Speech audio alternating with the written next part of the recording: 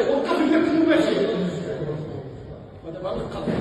وانتم كصحفيين اقول لكم تحملوا المسؤوليه. ما عندكش الحق تهضر معنا، حنا كنديروا خدمتنا سيدي الرئيس. حنا غتبط غير المجلس ديالك، حنا هضر معنا، حنا ما توجهناش.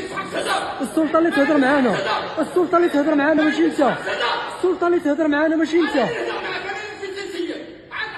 وما تهضرش معنا، حنا تنديروا خدمتنا بلاصتنا ملتزمين بها.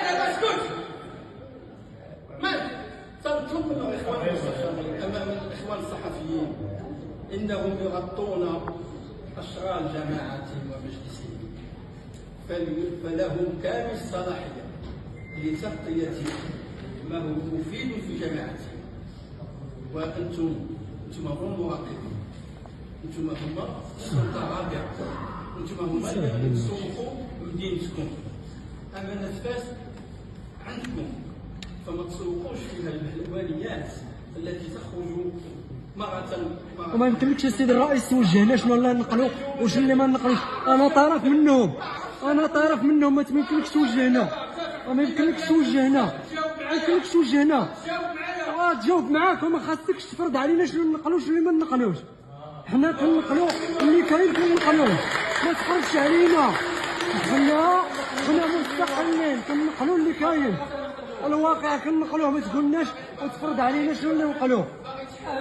لا، ما تفرضش علينا شنو اللي نقلوه شنو اللي ما نقلوش، كنقلوا اللي كاين. الله يعطيك الخير.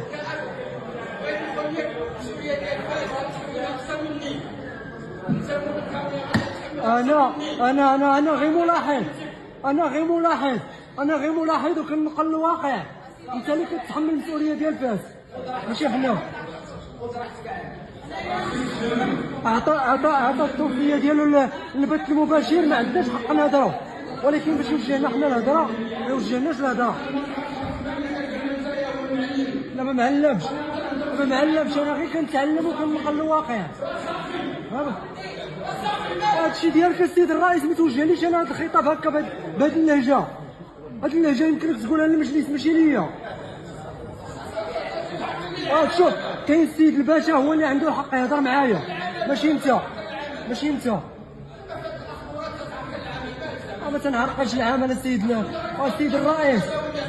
الرئيس، ماشي انت اللي تهضر معايا.